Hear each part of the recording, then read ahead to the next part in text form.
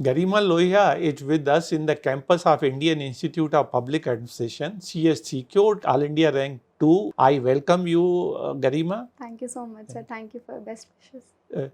Garima, can you introduce for the benefit of our future aspirants? Sir, I am Garima. I secured, as you said, I secured an All India rank 2 this year. I am a BCom graduate from Kirodi Mill College, but initially I did all my schooling from Buxar itself.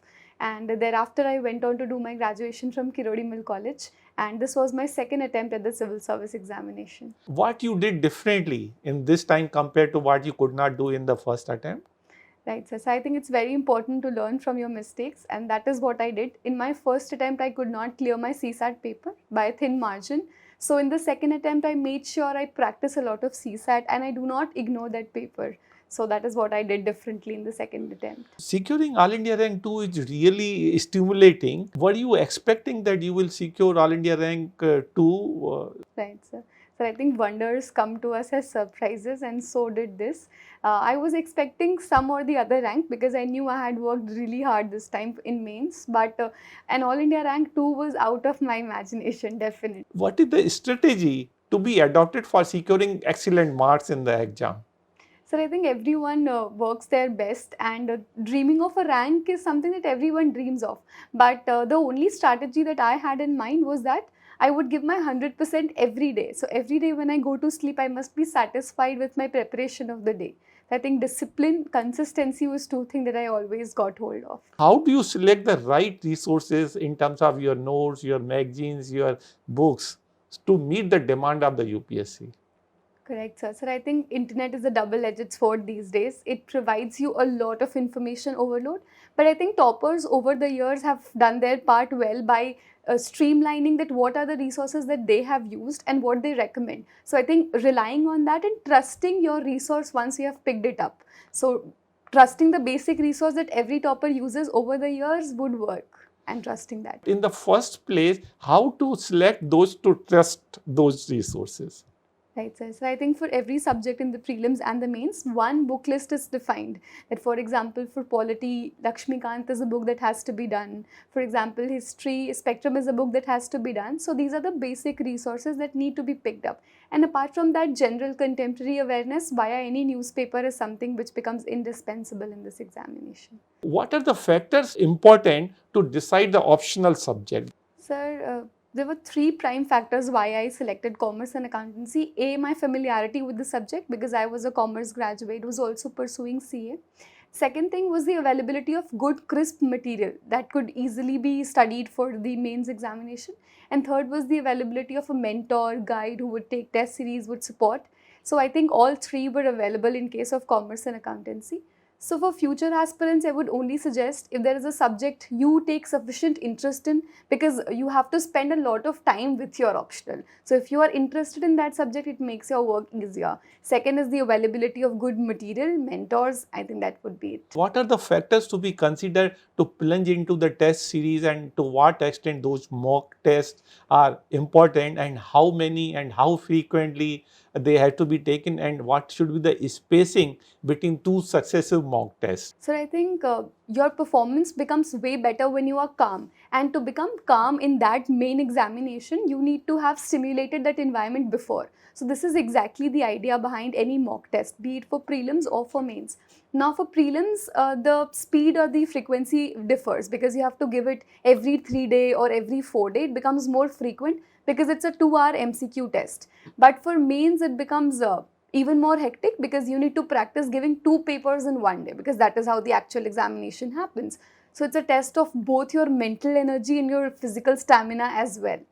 So I think these are the factors that you consider before plunging in a test series. I have analyzed the marks obtained by many candidates in GS 1, 2, 3, 4, and then find that the coefficient of variation, that means the level of dispersion in marks secured by candidate in GS 4 and SA is much higher compared to the marks secured in GS 1, 2, 3. The two corollary follow from this piece of information. Why it happens in the first place, how the candidate can leverage this piece of information to their advantage. Sir, I'll answer the first question first. Why it happens in the first place? I believe the subjects in GS 1, 2, and 3 are such that the resources that everybody is using is somewhat common. And the facts are also common. For example, the basic theories of geography or environment, they do not change when the other person studies. But ethics and essay are two papers that give you an open platform to show yourself, show your true personality and creativity in the paper. So I think that is why the variation of marks varies from, let's say, 90 to 150 in these papers. And B, the second part of your question as to how a candidate can leverage it, I think, sir, instead of copying someone else's ideas, be your own self. Try to express what you actually feel. Try to read up more. The more you read up, your perspective broadens, and the better you are able to write and express your creativity. Coming back to the GS 1 to 4 and your optional paper, candidates are expected to write about 4,000 words in 180 minutes. That means about 23 words per minute, including thinking time. Did you also prepare some kind of brief conclusion suiting to various questions? Sir, not questions per se, but themes I prepared. For example, if there is a question on environment or sustainable development and it has an angle of it, I would write a ready-made conclusion like ecology is the permanent economy. Because at that point in mains, you do not have sufficient time to think for every answer. So I think ready-made conclusions do help you. But at that point also, I would recommend do not force a conclusion on a question. If it doesn't fit, move ahead, write something else. But do not take your or attempt your exam with any preconceived notion in your mind. I think that dampens your marks a lot.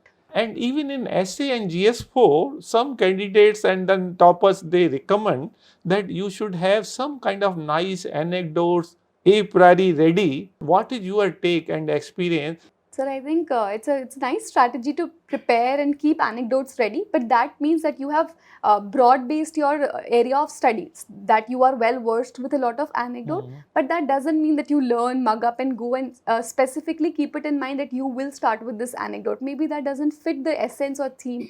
So just maybe have some anecdotes ready, but not force it again. And starting and linking the end together, I did this in my essays. I followed it. I thought it makes the essay more coherent, and the examiner who is studying it gets back to the starting of the essay and knows that I have understood the theme of the essay. So I think that's a really nice way to put up your essay. I picked up a topic which I found I would be very comfortable with, and I started opening it up in a manner that even I was amazed during that 3 hours that I have written such a nice essay, that how could I think on that beautiful lines. So I think that was something I did, and that comes with a lot of practice. Once you start practicing essay and its topics, I think your horizon broadens a lot, and you start thinking on whole different lines altogether. So that creativity comes in with a lot of practice, reading a lot of stuff that happens. Did you do the brainstorming then and there only? Sir, I believe I took 25 to 30 minutes to brainstorm and write a brief structure of my answer, so that while I am writing the actual essay, I do not have to think a lot. So I used to think a lot, do a lot of analogy with environment, with, let's say, a small thing like fire or a bamboo plant. I used to use a lot of analogies. This is my way of writing an essay. So I used to do that. There are two sections in essay, and then they are dissimilar is theme, because one has to be philosophical, other has to be a conventional, or they can be, both can be similar. What's your take on this? Right, sir. So before 2022 attempt, even I was convinced that one part is conventional and the other is philosophical. But we were surprised in 2022, both the parts were equally philosophical.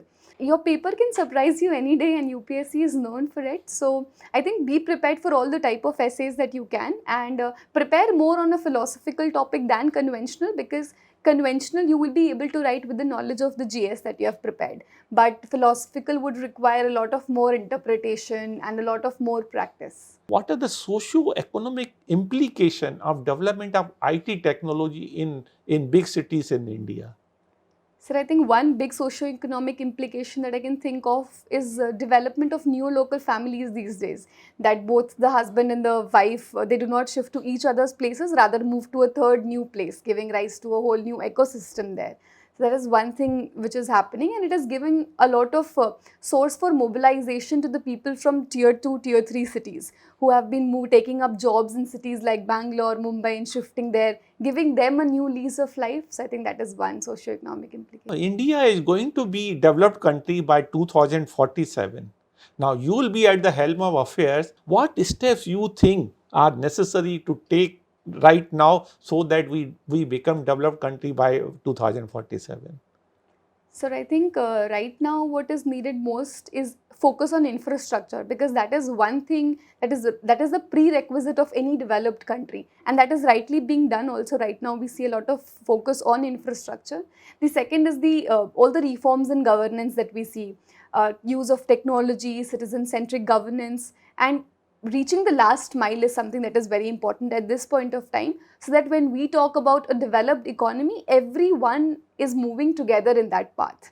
So I think these are the things I envision. Life expectancy in India is increasing. What steps you can take to foresee and then handle that kind of challenges arising out of increase in life expectancy?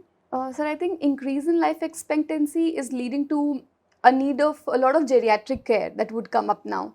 So on the one hand, it is opening up a lot of challenges because we have to ramp up our capabilities, but it is also opening an opportunity. How? Because right now India is at the helm of demographic dividend. Maximum population of people are in the working age, so it opens up an entire diaspora of care economy that can be leveraged to give them job plus provide that geriatric care. And a lot of inspiration can be taken from countries like Germany, which have multi-generational homes, from Japan, which has such a great silver economy. So I think this is the time we can leverage that opportunity as well. Let us move to the personality test. Did you experience some kind of nervousness when you went into the interview board of UPSC? So I think all of us prepare ourselves very well that we would not get nervous, but that happens nevertheless. And even when I went inside, I remember I forgot to wish the board good evening, and I thought I committed a very big mistake. But then I sat down in the board made me very comfortable, and then I wished them good evening, and it was a light moment for everybody. So no matter how hard you prepare, things turn out somewhere or the other. Did you encounter any unconventional type of question or which you were not expecting that question was thrown at you? Sir, I think the UPSC interview is one lifetime experience. It's one of the great experiences of my life. The board is very cordial. It's different than the mock interviews that you take, because it's more about your DAF, your personality till now, whatever you have done, plus current affairs and very general questions that you will encounter. So I remember questions like, oh, you have been in Delhi for 3 years. Have you visited the Delhi Heart? Questions like these, which make you so happy and fond telling them about your memories of 3 years. So I think it was a very nice experience. So nothing unexpected question was asked? No, sir, it was on the expected lines itself. So when you came out of the interview board, and because dice was cast, your written test marks were final, your interview marks was also final, only thing you didn't know, and the UPSC didn't announce the result at that time. What were your feeling when you came out of the interview board? What were you feeling that you are in finally? You are going to be recommended for the civil service by UPSC? Or you had some kind of mixed reaction? Sir, immediately when I came out of the interview board, I was very happy, very grateful that at least I got this opportunity while preparing for this exam. But initially my feeling was very good that I would definitely get in that day. But slowly and slowly, when you start forgetting what answers you wrote in mains, what was your reply in the interview, you start getting anxious. So I think those 2 months were full of anxiousness, full of anxiety that what would be the result. And some days you will think that you are in, some days you will think that you are not in the list. Before we let you go, we'll ask some rapid round questions. What makes you angry? Sir, I think people loitering on the road makes me very angry. They do not even take the courage or take the effort to throw away a packet in the dustbin. I think that is something which makes me very And angry. what makes you happy? I think a good plate of good food makes me very Okay, happy. that's great. What is the most precious gift you have ever got and which you value a lot? So I think my parents are one gift. I always think I would want to keep them close to me, and my younger brother is also one precious gift to me. I think these are the people I value in life. So thank you, Garima. All the best to you. Thank you so much, sir. Thank you.